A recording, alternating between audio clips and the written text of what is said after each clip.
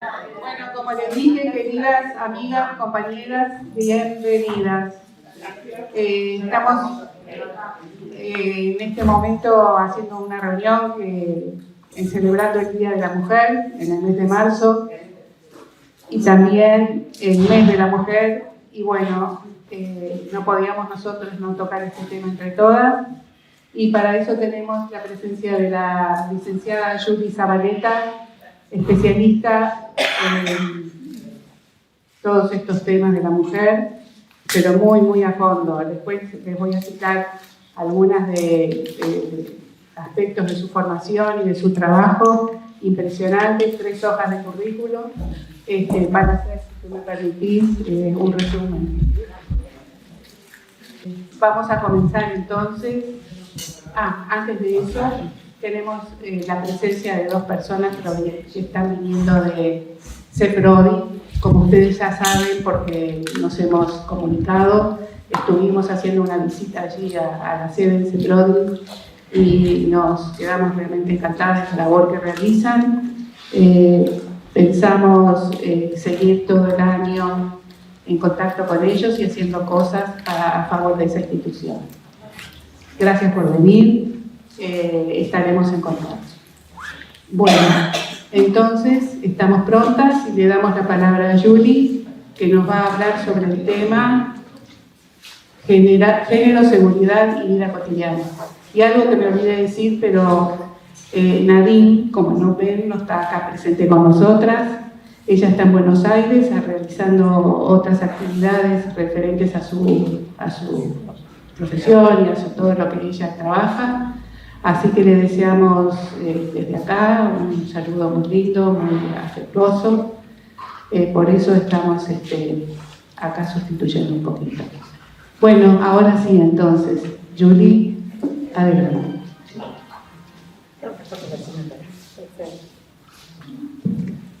Bueno, buenas tardes. La verdad, primero que nada, agradecer que me reciban en esta casa. Es, la verdad, un placer y un orgullo para mí. Contarles que tengo una presentación que después se la dejo a la organización por si alguna quiere después revisar sobre lo que estuvimos hablando. Y por supuesto, también poder recibir aportes aún después de que termine la jornada. Y bueno, yo soy media inquieta para hablar, voy a pedir permiso para... Es muy vasto en todos estos temas el currículum de Julie. Solo voy a decir una frase que ella dice sobre mí. Me considero una persona honesta, proactiva, empática y con actitud positiva. Cuento con sólidas habilidades resolutivas, así como también para trabajar en equipo. Me entusiasma la idea de obrar por el bienestar de la gente en busca de crecimiento tanto a nivel personal como colectivo. En esta frase se resumen 3 hojas de currículum de ella para poder decirlo. Para empezar, quisiera leerles una frase y que ustedes después me den su opinión, a ver qué opinan. Dice así: la ley es la expresión de la voluntad general. Todos los ciudadanos tienen derecho a contribuir a su elaboración, personalmente o por medio de sus representantes. Debe ser la misma para todos, ya sea que proteja o que sancione. Como todos los ciudadanos son iguales ante ella, todos son igualmente admisibles en toda dignidad, cargo o empleos públicos, según sus capacidades y sin otra distinción que las de sus virtudes y sus talentos. ¿Qué les parece? ¿Que debería ser así? ¿Alguien más? ¿Debería ser así? Todas las condiciones. ¿Cómo? Comprende todas las condiciones. Que comprende todas las condiciones. Pero además comprende a los 2 géneros lo mismo. Comprende a los 2 géneros. ¿Alguien más? Que debería ser así, pero no es así. Que debería ser así, pero no es así. ¿Alguien más? Les cuento. Esta frase, que después la van a tener en la presentación, es de un documento de 1789 que se llamó la Declaración de Derechos del Hombre y el Ciudadano. Como cuando yo leo esa frase, estamos todos incluidos, ¿verdad? En esa época no. Ahí está. Hablando muchas veces de lo que a veces no se entiende, del lenguaje que construye realidad. Y muchas veces no entendemos por qué a veces tenemos la necesidad de decir ellas y ellos o de nombrar a las mujeres específicamente. Capaz que este es un buen ejemplo para darnos cuenta de que lo que a veces creemos que es genérico no lo es.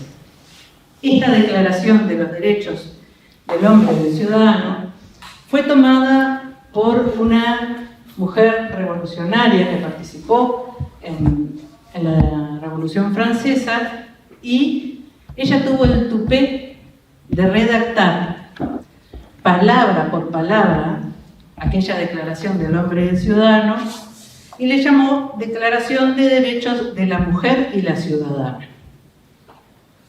Si era algo genérico, se supone que estábamos incluidas las mujeres. Bueno, ni las mujeres, ni los esclavos. Se trata de Olympia de Gouges, que luego fue guillotinada por sus ideas políticas. Nada más y nada menos. ¿Por qué me gustaba empezar con esto, con esta opinión y dejar esto en claro como un mojón en la historia? Porque aún hoy tenemos derechos que están escritos en las leyes, derechos humanos de las mujeres y de los varones, pero que sin embargo luego en la vida cotidiana no son usufructuados. A veces no podemos usufructuar esos derechos de la misma forma según seamos varones, según seamos mujeres, el estrato social en el que nos encontremos, la edad. No es lo mismo los derechos a los que accede un niño pobre afro que un niño rubio y que tiene un buen pasar económico en la familia, ¿verdad? Son cosas que se supone que los derechos humanos son para todos y todas, pero que nos empiezan a atravesar algunas características que hacen que no sea tan fácil poder usufructuar esos derechos, acceder a esos derechos. Tanto es así que la Declaración Universal de los Derechos Humanos, ahora sí, para los hombres y para las mujeres, fue en 1948, ¿verdad? Digamos que no fue hace muchos años en la historia, ahora nomás.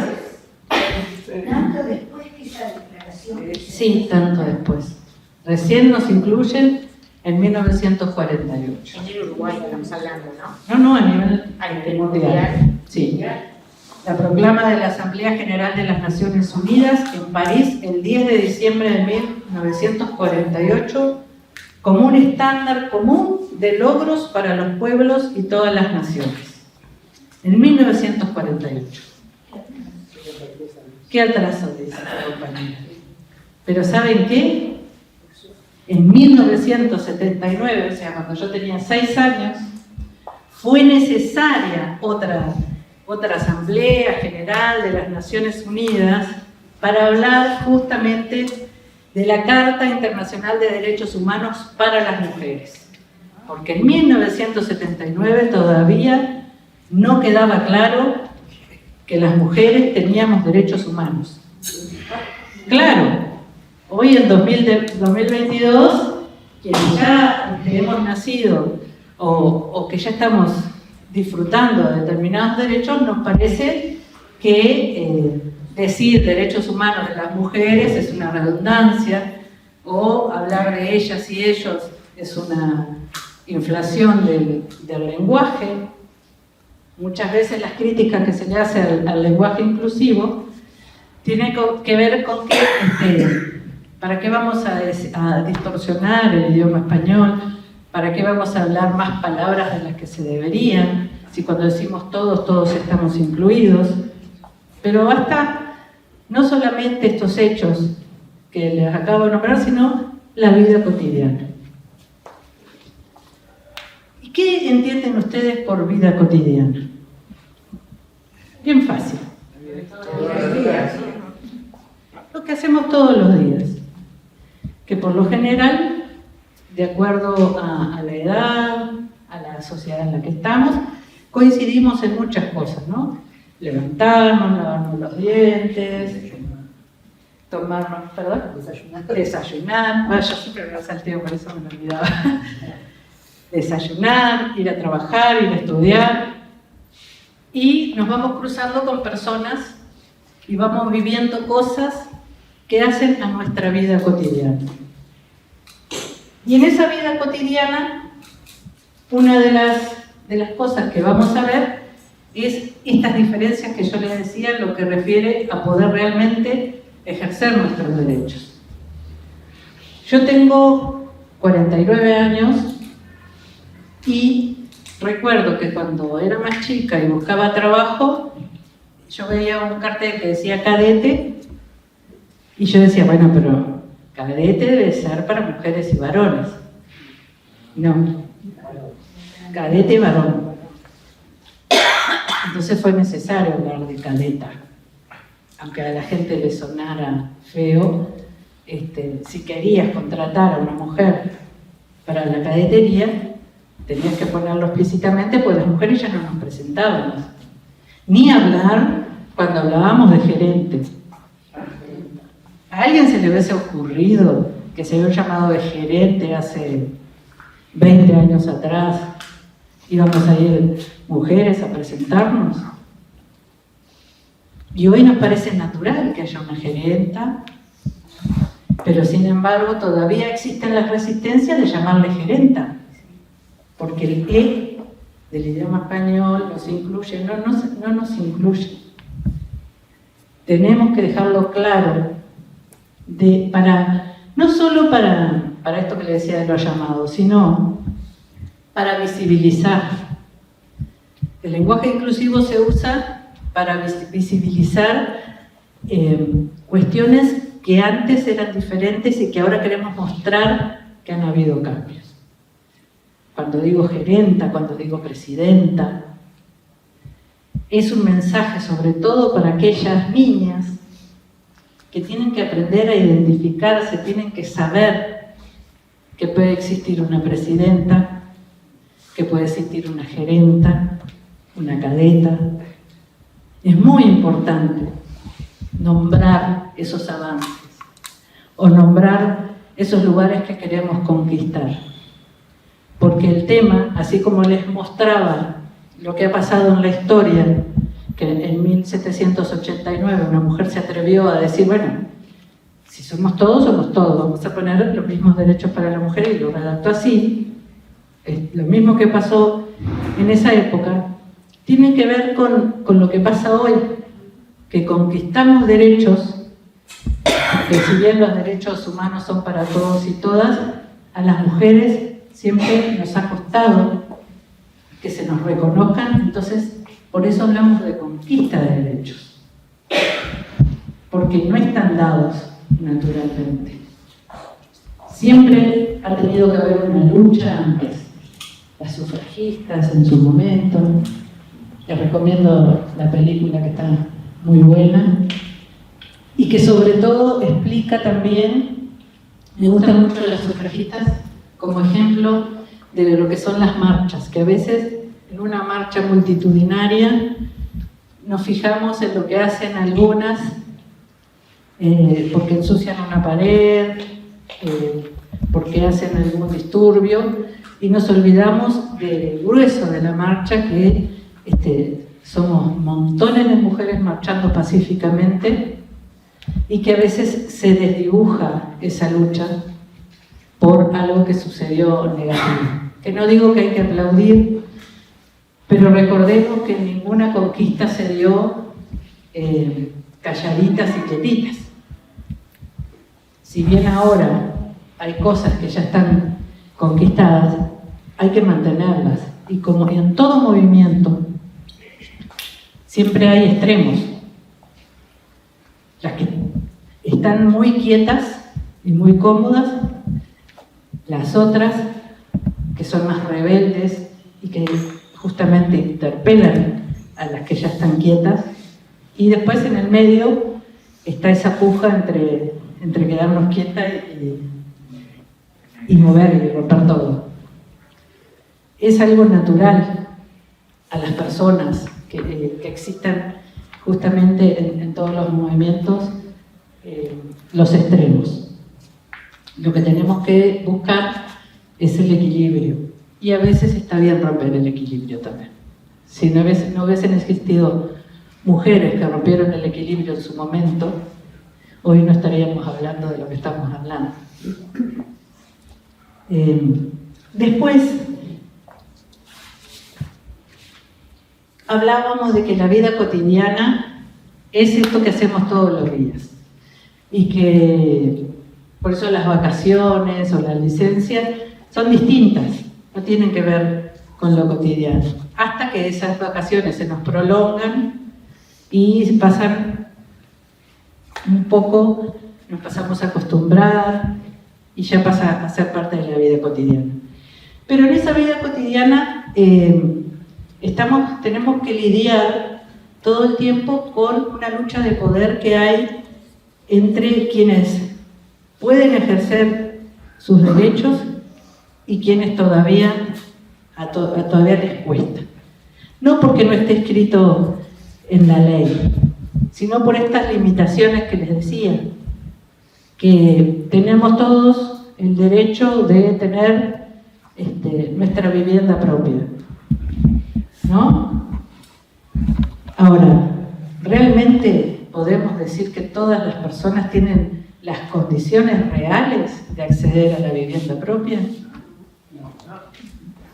Bueno, es en esa diferencia que hay entre quienes pueden ejercer sus derechos y quienes tienen limitados esos derechos por distintas condiciones, que tiene que aparecer el Estado, la sociedad civil, porque el no poder ejercer los derechos es una forma de violencia.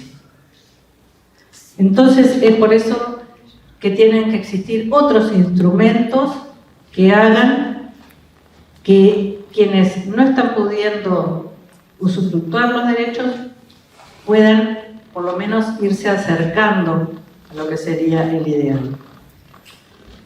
Y en esa lucha de poder, porque es una lucha de poder entre quienes pueden y no pueden, y no estamos hablando netamente de lo económico, sino cosas que también se dan, por ejemplo, en las internas de la familia, como lo es en algunos casos el tema de la violencia doméstica o, más específicamente, la violencia basada en género.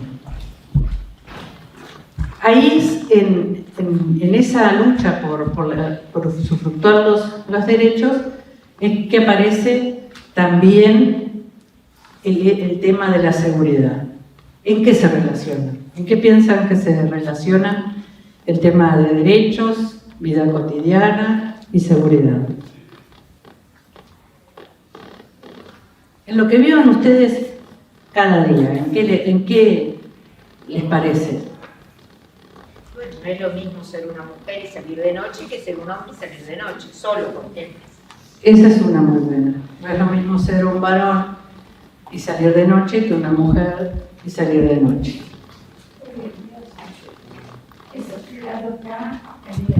Yo creo que hoy en día es más habitual ver tanto una mujer como una mujer. Dice la compañera que hoy en día es más habitual ver tanto a mujeres como a varones en la calle. Yo digo en cuanto a seguridad. La compañera dice que en cuanto a seguridad. Seguridad no hay para ninguno ni para el otro. Ahora vamos a abordar eso. ¿Qué piensan? Seguridad, dice la compañera, no hay ni para uno ni para otro. El hombre tiene más fuerza como para defenderse. El hombre tiene más fuerza como para defenderse. ¿Quién más? Yo Contra un arma no te defendes. Sí, no hay fuerza de paz. Contra un arma no personas te solo- defendes. y más aceptación a su violencia en toda nuestra sociedad, si viene de un hombre. Si viene de un hombre, Aceptamos mucho más la... asusta más la violencia. Aceptamos. Aceptamos más la violencia. Bien.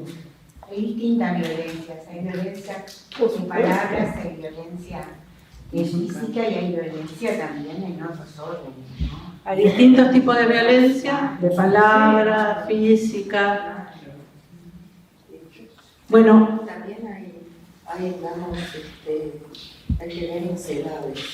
La gente mayor hay que ver las edades. más vulnerables. Ahí va, la gente mayor es más vulnerable Y no importa que sea hombre o mujer. y no importa que sea hombre o mujer. Todo lo que dicen es cosas que nos pasan o que escuchamos cotidianamente. ¿Qué sucede? La seguridad, que cuando hablamos de seguridad también, yo no quiero entrar en eso de las definiciones específicas, pero el concepto de seguridad ha ido cambiando en la historia también. Antes hablábamos justamente de la seguridad pública, después hablamos de seguridad ciudadana, seguridad humana. Hoy vamos a ponernos en el medio, vamos a hablar de seguridad ciudadana. La seguridad pública se utilizaba más que nada en otras épocas de nuestra historia y ponía en el centro más que nada lo material y lo público. La seguridad ciudadana, como lo dice la palabra, aunque tiene cuestionamientos, tiene que ver más con los derechos de las personas y por supuesto también lo material, pero el centro somos las personas. En esa seguridad que generalmente asociamos al Ministerio del Interior, encontramos que muchas veces medimos la seguridad por la cantidad de delitos que existen, ¿verdad? Nosotros decimos seguridad y enseguida se nos viene rapiña, homicidio, ¿no? Violencia doméstica. Porque es una manera que tenemos de ver la seguridad y no nos damos cuenta que la seguridad es algo mucho más abarcativo, es algo que realmente se tiene que abordar en forma integral. Pero bueno, será una discusión que la tendremos que dar más adelante. Hoy me quiero centrar, si no me voy por las ramas. Cuando hablamos de delitos, cuando estamos hablando de esa seguridad que se mide a través de delitos, una de las cosas que tenemos que tener muy en cuenta es que no podemos prevenir, que es una de justamente de los cometidos de la policía, no podemos prevenir determinados delitos o determinados problemas diferentes que tienen bases, que tienen raíces diferentes, no lo podemos prevenir con la misma herramienta. Por ejemplo, para prevenir una rapiña podemos poner cámaras el 18 de julio, el 21 de septiembre, pero ¿de qué me va a servir una cámara el 21 de septiembre para prevenir la violencia doméstica que generalmente sucede a la interna de los hogares? No digo que no sirva, porque me puede servir para ver justo si entró el agresor, el ofensor a la casa tal día, tal hora, pero no sirve para prevenir la raíz del problema.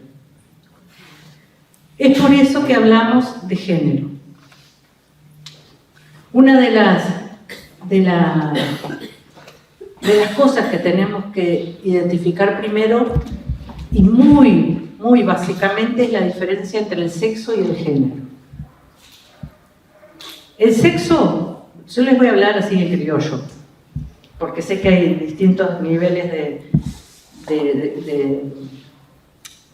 de formación o de conocimiento, entonces está bueno que todos entendamos por lo menos la base. El sexo biológico sería eso que cuando nacemos nos dicen varón o mujer.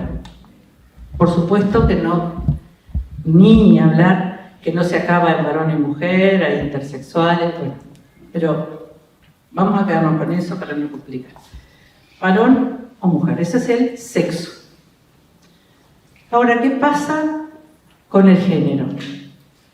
El género es todo eso que como sociedad y como cultura le atribuimos al hecho de ser varón o al hecho de ser mujer. Es todo aquello que socialmente y culturalmente esperamos de los varones o esperamos de las mujeres. Si sos mujer, tenés que ser de determinada manera, y si sos varón, tenés que ser de otra, ¿no? Por suerte, cada vez hay nuevas masculinidades, hay nuevas formas que tenemos de vivirnos cada uno y cada una, pero hoy por hoy todavía pesa. Que era esto que hablábamos hoy, impensable presentarse a un cargo de gerenta antes, impensable que en el baby fútbol haya nenas y nenes jugando, ¿no? Jueces en el fútbol. Juezas en el fútbol. ¿Qué otras cosas se les ocurre? ¿En qué sentido? ¿De ocupaciones de las mujeres? Que eran tradicionalmente de mujeres o tradicionalmente de varones y que ahora está cambiando. Guarda de ómnibus. Estación de nafta, guardia de ómnibus, de taxi. Me quedé sin batería el otro día y vino en el auxilio una chica. ¿Escucharon? Que se quedó sin batería en el vehículo y vino una mujer a hacer el servicio. Y también de Antel vienen chicas a arreglar. De Antel vienen chicas también. En La la construcción. Eso sí que llama la atención. Exacto. Por suerte, entonces, esto está cambiando. Pero no significa que las bases hayan cambiado. Estamos en un proceso de cambio, pero realmente las estadísticas muestran que hay una masculinidad tradicional y hegemónica que sigue estando y que sigue depositando a la mujer en un lugar de sometimiento. ¿Por qué? Porque a nivel de la historia hemos crecido desarrollándonos en una manera de vincularnos donde había un cabeza de familia y estaban todos los demás. Estábamos todos los demás. Y acá no estamos hablando si nos sentimos cómodas o no nos sentimos cómodas siendo la esposa de, o siendo amas de casa, o ejerciendo el rol de madre. No estamos hablando de si eso es bueno o si eso es malo. Lo que estamos hablando es de que esas pautas que hacen, que ponen determinadas características a los varones de cómo tienen que ser, a las mujeres de cómo tenemos que ser, han sido impuestas. Nosotros a veces no nos damos cuenta de cómo nos vamos formando y cómo vamos formando a los niños y a las niñas. Manejar el auto, ¿no? Es una cosa que muchas veces los varones tienen o tenían más destreza. ¿Pero por qué? ¿Porque nació con ciertas hormonas que le facilitan manejar? No.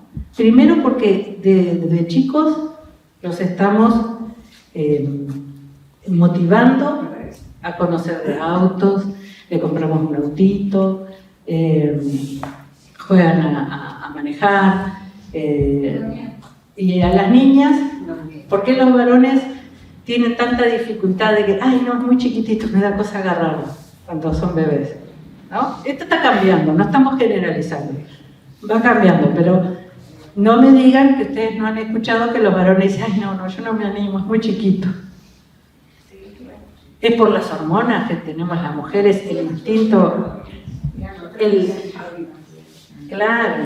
Por la educación. Pero la educación, nos hablaban del instinto maternal. No existe. El instinto maternal es algo que en realidad no es instinto, se va construyendo. Nosotras desde que tenemos uso de razón, tenemos a alguien en brazos.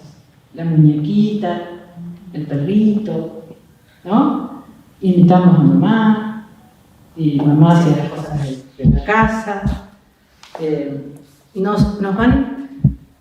Vamos desarrollando destrezas diferentes.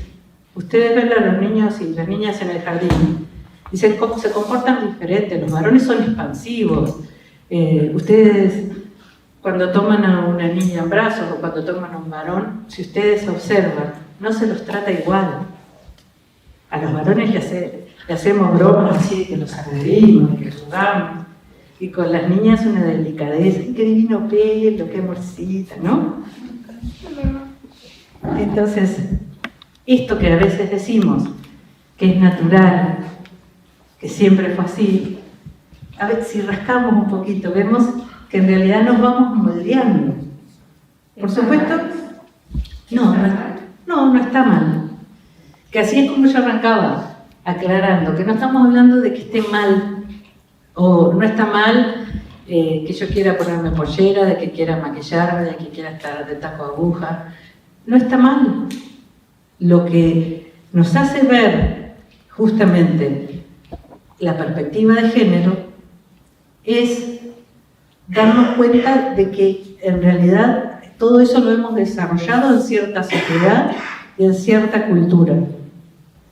Pero la propia familia, la propia claro, madres que inculcan eso, la escuela que inculca, todo, la sociedad que inculca, todo, los códigos. todo. Si la mujer se divorciaba, Era horrible. horrible. Una loca y todavía divorciada. Si fumaba, Si fumaba, una sinvergüenza de peor. ¿No?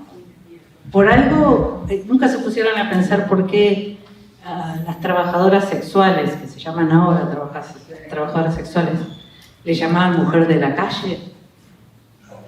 Porque no era de la casa. Claro, porque una mujer buena estaba dentro de la casa. Entonces, no es que esté mal ni que esté bien. Lo que tenemos que tener presente es que no estamos atadas a esos roles. Que cada una de nosotras podemos ser quien queramos ser o quien lleguemos a poder ser. Que si nos encanta atender a nuestros hijos y a nuestros nietos, bueno, lo disfrutamos. Pero no le podemos decir a otras mujeres que ese tiene que ser su rol. Que ella tiene que velar por la unión de la familia, no importa si es agredida la interna de la familia, y justificar a veces la violencia de género, la violencia doméstica. Bueno, pero él está cansado, él trabaja. No, si vos te quedas en tu casa también trabajas. Y todos sabemos que a veces trabajamos más adentro de casa que cuando tenemos trabajo remunerado fuera. Y en casa no tenemos licencia, ¿no? Y todavía nos emancipamos, salimos a trabajar en forma remunerada afuera y tenemos que volver a casa a hacer las mismas cosas que haríamos. Yo no sé, ahí no me están cerrando las cuentas. Sí. Entonces, volviendo a vida cotidiana, seguridad y género, en esta seguridad que se mide con delitos, incorporar la perspectiva de género es una herramienta que nos ayuda a entender de dónde vienen determinados problemas y a pensar en esas respuestas, en las políticas públicas, en lo que tiene que hacer el Estado o lo que tenemos que hacer como sociedad para prevenir, para sancionar, para erradicar determinadas violencias. Entonces, lo que les decía, un hurto no podemos intentar prevenirlo como prevenimos un femicidio. Si nosotros miramos las cifras de homicidios en nuestro país, vamos a ver que la mayoría de las personas asesinadas en nuestro país son hombres. Pero la mayoría no entendí. La mayoría de personas asesinadas en nuestro país son hombres. Entonces podríamos decir, bueno, acá lo que tenemos que atacar es ver qué pasa con esos hombres. Bueno, ¿quiénes lo asesinan a los hombres? otros hombres. Pero eso, ¿cuándo lo empezamos a saber? Cuando empezamos tímidamente a incorporar la perspectiva de género, hacemos el primer ejercicio sencillito de separar por sexo a la víctima como al ofensor. Entonces decimos, ¿quiénes son asesinados en su amplia mayoría en el Uruguay? Los varones. ¿Quiénes asesinan? ¿Varones o mujeres? ¿Asesinan a esos varones? Los asesinan otros varones. Y ahí vamos un poquito más y decimos, ¿y qué vínculo tienen? ¿Qué vínculo tenía el ofensor y la víctima? Generalmente son desconocidos o, si son conocidos, no tienen un vínculo afectivo. Entonces vamos al 20% que representa en la totalidad de los homicidios, un 20% de víctimas son mujeres. Y ahí vemos, ¿quiénes asesinan a esas mujeres? Exactamente, varones asesinan a esas mujeres. Entonces, ya estamos viendo que que a los varones los asesinan varones y a las mujeres los asesinan varones. Hay algo que ya nos empieza a hacer ruido, ¿verdad? El vínculo que tienen los varones asesinados, que tenían con ese homicida, no era un vínculo estrecho, cercano afectivamente. Sin embargo, cuando vemos el vínculo que tenían esas mujeres con quienes la asesinaron, en su amplísima mayoría, pareja, expareja, alguien de la familia, alguien cercano. Entonces, no estamos hablando de cosas iguales, de bases iguales. Lo que sí hay en común denominador entre el asesinato a varones y el asesinato a mujeres es que lo cometen los varones.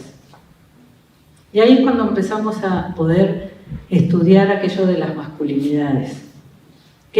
¿Cómo estamos criando a los varones para que determinados problemas o determinadas cuestiones las resuelvan con violencia y todavía con una violencia tan extrema como es la muerte de otra persona? Porque no es casualidad, muchas veces se intenta hablar de que es por las hormonas, es que están mal de la cabeza. Y ustedes, cuando hay estudios donde justamente lo que se observa es el comportamiento de los varones femicidas, y lo que vemos es que por lo general no tienen ninguna patología psiquiátrica, no están mal de la cabeza. De hecho, funcionan muy bien en los otros ámbitos y ejercen la violencia con quienes pueden. No ejercen la misma violencia con el jefe ni con el vecino. Son contados los casos donde la persona es conflictiva en determinados ámbitos de su vida. Ejerce la violencia con quienes pueden, no con quienes quieren. Y ahí es lo que hoy decía la compañera, que tenemos que ver las edades de esas víctimas también. Porque cuando analizamos a las víctimas de femicidio por edad, vemos que la mayoría de las mujeres asesinadas son en edad reproductiva, ¿no? Ahí es abismal la diferencia de mujeres que son asesinadas dentro de su hogar a los varones que son asesinados dentro de su hogar. Pero si vamos a las edades donde son niños, donde son dependientes, vemos que ahí la diferencia entre las niñas y los niños no es tanta. ¿Y cuál sería la solución para ti, para empezar desde el colegio, desde la base de la escuela? Acá la compañera me pregunta cuál sería la solución, si empezar desde la escuela o desde dónde. Disculpame, no entendí bien lo último que dijiste. Cuando pasaste a niños, ¿verdad? Que cuando que cuando vos mirás, desagregás por sexo las víctimas de femicidio, o las víctimas en realidad de violencia doméstica, porque ahí incluye a más que mujeres, vas a ver que en edad reproductiva las mujeres son las principales víctimas que mueren asesinadas a manos generalmente de su pareja o expareja o de un familiar. Cuando vas hacia edades más tempranas, la diferencia que hay entre cantidad de mujeres, de cantidad de niñas y cantidad de niños es menos, porque los niños, los varones, cuando son niños también son víctimas de violencia intrafamiliar por lo general. Y cuando pasás también a edades más grandes, ahí ves que también son víctimas, más varones se agregan. Hay más varones mayores de 65. Pero ahí ya es distinto, porque los varones que son víctimas de violencia, cuando ya son más grandes, son por lo general de otro tipo de violencia. No es que la esposa o la ex esposa lo asesina. Generalmente son víctimas de violencia doméstica, pero de la familia. Cuando pasan a estar dependientes, cuando les cobran el sueldo y no se lo dan, se lo gastan. Son otro tipo de violencia, pero dentro de lo que es la violencia doméstica. Ahora, ¿cómo combatimos esto? ¿Cómo prevenimos? Bueno, lo primero es hacer lo que estamos haciendo hoy, conversando y razonando sobre estas cosas que nos atraviesan a todas. Y una de las cosas que yo les decía es que generalmente asociamos la seguridad al Ministerio del Interior y se dan cuenta que en realidad esto es un tema que trasciende al Ministerio del Interior, trasciende a la policía. Tienen que participar todos los sectores, desde la escuela, pero la escuela no solo para la enseñanza, no solo para los niños y niñas, sino también para quienes están dictando clases, que no tienen formación, porque esto de formarse en género no era algo habitual y todavía ni siquiera hoy es habitual. A pesar de que nos estamos dando cuenta de que estamos cada vez en una sociedad más violenta, que nos relacionamos de forma violenta y sin embargo a veces nos resistimos a hablar de esto y tenemos maestras y maestros, profesoras y profesores, algunos formados y otros que, aunque hayan ido a un curso, porque esta es la particularidad que tiene esta problemática, que no alcanza con ir a un curso. ¿Cuántas veces vamos a un curso y nos resbala lo que escuchamos? Tienes que estar viviéndola o tienes que vivirlo alguien cercano o ser tu momento en tu desarrollo para que te caiga la ficha de la importancia. De cómo cuando le estamos regalando un arma a mi nietito o a mi sobrino, ¿qué mensajes le estamos dando? ¿Qué cosas estamos inculcando? Sabés que ya no se hace. Sí, se hacen menos. Ahora no se regala armas. Lo veo por mis nietos, se regala electrónica. Sí, por suerte, pero todavía queda. Pelota o... Ni a las muñecas juegan. Pero los juegos electrónicos es más violencia. Bueno, Creo yo. eso también, en los juegos electrónicos también es de matar generalmente. Pero también hay que imprimir valores desde chicos para que los valores sean iguales para Exacto. ¿no? Para tanto la niña como el niño, y que los valores están en la casa y en el colegio, en la escuela. Claro, pero ahí es lo que hablamos, de que mientras vamos tratando de formar a los niños y niñas, tenemos que irnos actualizando nosotros, porque cuántas cosas hay que seguimos y seguimos aprendiendo, aún las personas que hace años venimos trabajando en estas cosas. Porque no es que empezamos a trabajar, ya te doy la palabra, no es que empezamos a trabajar en estas temáticas y wow, cambiamos la cabeza, cambiamos la vida. No, eso empieza un proceso. Todos nos criamos riéndonos de los chistes de Olmedo. ¿Se acuerdan de Olmedo? De la nena.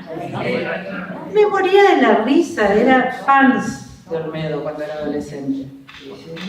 Y hoy, no quiere decir que porque entiendo a dónde lleva todo eso no me cause gracia. Porque me causaba gracia a él y me crié con eso.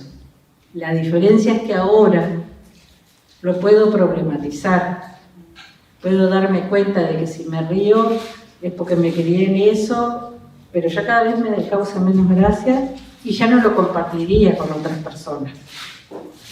No estimularía a que otras personas vean ese tipo de humor. No es que lo erradiqué de mi vida y nunca más me causó gracia un chiste machista. Sí, no, me causa gracia, pero me doy cuenta que estoy mal. Qué mal, cómo me reía de eso. Yo quiero sacar a favor de las maestras y decir que las maestras hacen mucho más de lo que se piensa, no solamente educando lo que dice el libro, educando en valores. Ahora, ¿qué pasa? Trabajé, no por mi profesión, pero tuve oportunidad de hacer trabajos muy lindos a nivel de socioeconómicos críticos. Por lo general, el 90% de los casos, no existe padre. La mamá viene con 5 niños a la escuela o más y todos tienen apellidos diferentes.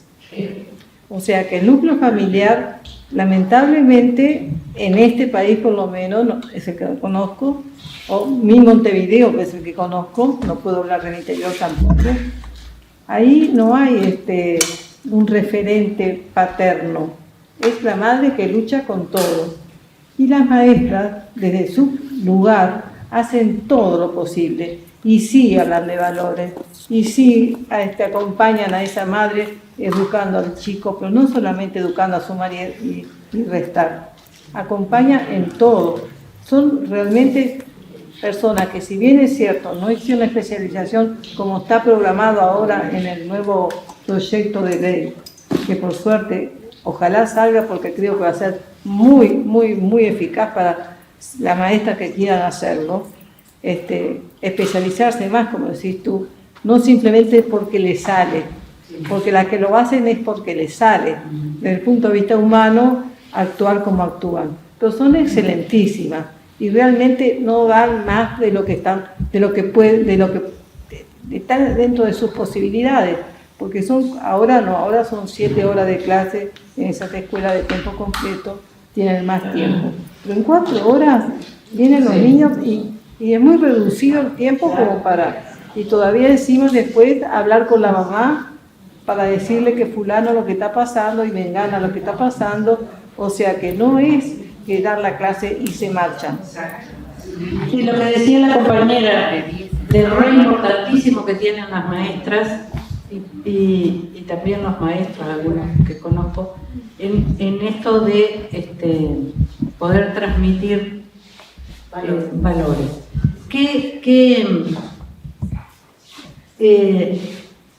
Esto que estábamos hablando de la educación, las maestras, después en salud, la policía, a eso iba, nos quedamos con la educación, pero en esto de poder erradicar la problemática, de poder transformar estas formas de relacionarnos, tenemos que estar implicados todos los sectores, no solo la educación, sino también la seguridad, la salud. ¿Qué más les parece? Los jueces, fiscales, por suerte, toda la sociedad, cada una de nosotras, y hoy sí es genérico porque hay un solo varón,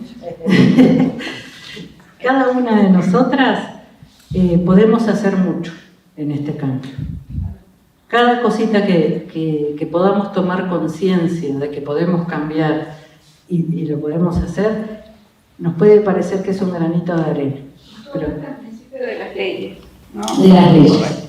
Ahora, si hay, por lo general, está pasando de que si encuentran al femicida le dan determinados años de cárcel, si lo agarran, por supuesto, y se le lleva a juicio y todo. No encuentro yo que cumpla la sentencia que se le ha dado, se los deja libre mucho antes, y yo no sé qué pueden haber mejorado cuando ni siquiera fueron capaces de cumplir la mínima sentencia. Todavía se salen, antes de que ya cumpliendo una cierta buena comportamiento, yo todavía los sueltan antes. Entonces, realmente eso es lo que yo veo, que no va a haber un cambio de cabeza. Una de las cosas que no me quería meter en eso porque hay discusión hoy por hoy con la LUC, pero lo que les puedo decir, que trabajé en todos esos procesos, tenemos la ley integral de género, le decimos así vulgarmente, pero tiene un nombre más largo, es la 19.580, y también leyes que se han ido incorporando a partir del nuevo Código de Proceso Penal en nuestro país. La prohibición de que puedan salir antes existía antes de la LUC, para los femicidas, para los abusadores sexuales, para los homicidas. Lo que agrega la LUC es lo referente más que nada a rapiñas y algunos otros delitos que no pueden... ¿Vieron esto que hacen de las personas privadas de libertad? Tienen derecho para algunos delitos de estudiar o trabajar, y eso le va computando para bajar la pena. No es en estos delitos. Nosotros trabajamos mucho, digo nosotros como cuando era funcionaria del Ministerio del Interior, con el resto de las instituciones del Estado, para que se aprobara en el 2018, si no me equivoco, 2018, esa ley integral de género, donde además establecía la ley que quienes hayan cometido delitos sexuales no podrán trabajar en lugares con niños ni con personas dependientes. Eso es del año 2018. Digo esto porque a veces hay una confusión de que entran por un lado y salen por el otro. Otra cosa que es muy importante, no solo que cumplan la pena, es el hecho de que puedan tener acceso a algún tipo de abordaje para que la persona no salga peor de lo que entró, ¿no? Pero eso es para conversarlo largamente en otra oportunidad que no es ahora. Pero lo que les quiero dejar tranquilo de que en realidad esas leyes existen ya con el nuevo Código de Proceso Penal. Y para, no sé cómo estoy de hora. Bueno, y después otra cosa que les quería dejar como algunas buenas prácticas que han habido en lo que refiere al tema de violencia de género, que es la violencia que se ejerce sobre una persona por el hecho mismo, por el género de esa persona. Es decir, no es que quienes ejercen violencia de género digan: no, a vos te odio porque sos mujer y te voy a matar. En lo teórico se escribe así, pero porque esa es la base. Pero el hecho es que te mato porque vos te apartás del modelo que se te impuso. Vos tenías que ser mi mujer, me debías fidelidad, me debías respeto, y la maté porque era mía. Volvemos a ver. Eso es lo que queremos decir cuando decimos violencia basada en género, que justamente te matan por ser mujer, te violan por ser mujer. Porque hay una cuestión social y cultural que es bastante permisiva con eso. Como que la mujer es inferior. Como, claro, como que te debes al hombre. Y tiene su mujer como una posesión. Claro, como una posesión. Y no le enseñamos a los varones tampoco a poder tramitar ese tipo de duelos, a poder superar esas cosas. Pero de hecho, está también que durante muchos años, ya no sé, ahora ya no se usa, pero en la cédula de identidad se firmaba fulanita, ¿verdad? De Martínez. Y eso era una demostración de posesión, porque era de... No sé si se sigue usando. Y ahí hace mucho tiempo decidí que no soy más de... Bueno, ¿vieron? Esto que hablábamos de que yo no vine a decirles lo que está bien y lo que está mal, sino a que se lo cuestionen. No, capaz que no está mal si te criaste y si pasaste toda la vida firmándote Julie Zabaleta de Martínez, pero que él se firme, él o ella, ¿no? La pareja que uno tiene, sobre todo él, que él se firme Juan Carlos Pérez Martínez de Zabaleta. Bueno, de hecho ahora a los niños se les puede poner el Sí. apellido de la mamá, Eso. como la primera que yo Exacto. No, acá también. Sí, pero acá tenés que hacer un trámite más especial. En Brasil, Acá yo tengo de compañeras que ya le han puesto su apellido a los hijos. Pero todo esto que les decía, les había traído unas cifras y eso, pero no les voy a atomizar con eso. Quiero cerrar hoy haciéndoles pensar esto, de cómo damos mensajes que a veces tienen consecuencias bastante duras. Todas, estoy segura que todas nos criamos sabiendo que cuando el chico que nos gustaba nos pedía arreglo, nos teníamos que hacer rogar. Mucho más si nos pedía otra cosa, ¿no? Y el chico que le enseñaba, que tenía que insistir, porque estaba bien, ella se estaba haciendo rogar porque era una señorita de bien, si no era una loca, si decía sí, me encantás, ¿no? Para la sexualidad, para nosotras siempre fue como negociar, como dejarte conquistar, por algo la palabra conquistar. Yo creo que hoy día está al revés. Bueno, esa también es otra para discutir largamente de qué rol estamos hoy por hoy. Pero bueno, a los varones les enseñamos que tienen que insistir, porque cuando ella dice que no, en realidad quiere. ¿No? Bueno, ¿cómo se traduce eso después cuando vos no querés tener relaciones sexuales y te violan? ¿Está mal? Sí, es lo que le enseñamos a los varones. Que aunque diga que no, insista porque él es el que tiene que tomar la iniciativa, porque esa también otra. eso es una violación. No, eso es una violación. Bueno, A mí me parece. Eso se los quiero dejar para que lo discutan. Porque también a veces se justifican las violaciones diciendo que ella ya estaba en la cama o que ella había aceptado.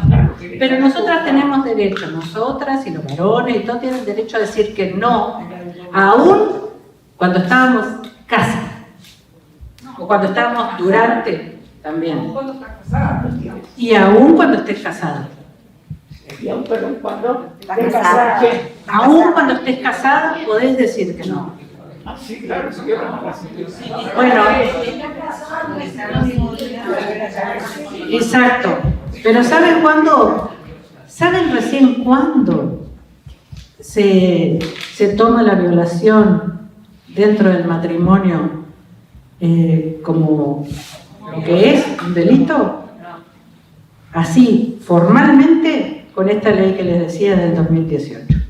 Si bien existía ya del 2002 la violencia sexual y desde el 95 el delito de violencia doméstica, era muy difícil porque no estaba claro, no decía específicamente que dentro del matrimonio la violencia sexual existe. Entonces lo interpretaba, se iba interpretando como cada uno le pareciera. Entonces, ¿para qué les hago este ejemplo?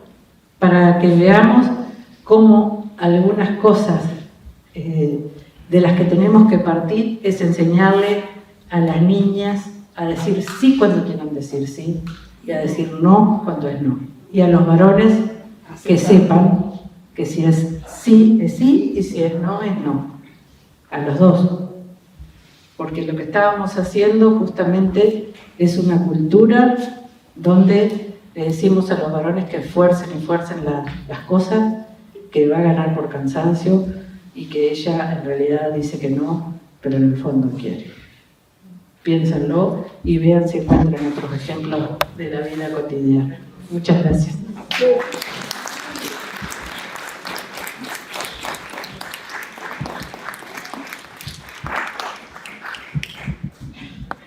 Muchas gracias, Judy. Todas fuimos participando y a medida de tu exposición, no sé si alguna quiere alguna pregunta más, alguna aclaración más del tema, porque hemos ido participando a lo largo de la charla. Bueno, muy bien. Entonces, ¿me quedé con ganas de más? Muy interesante. Otra vez, otros aspectos, porque ella también. Es una atención. Rompa para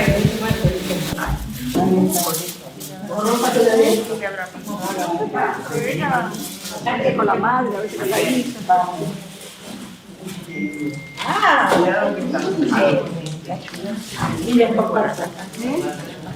Es Israel. No, iba a ir, pero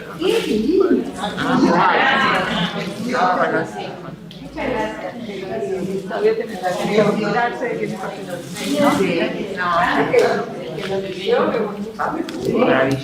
De nuevo les quiero agradecer la invitación. Me encantó compartir con ustedes. Espero que no haya sido muy aburrida. Yo me escucho a veces en la trato de compensarlo moviendo. Acá les dejo la presentación, pero también tienen mis datos de contacto para lo que sea. Acá les dejo a la organización. Si me quieren mandar un comentario, una duda que les haya quedado, no se queden con la cabeza. Me escriben, me mandan un WhatsApp, que con mucho gusto les voy a responder. Muchísimas gracias.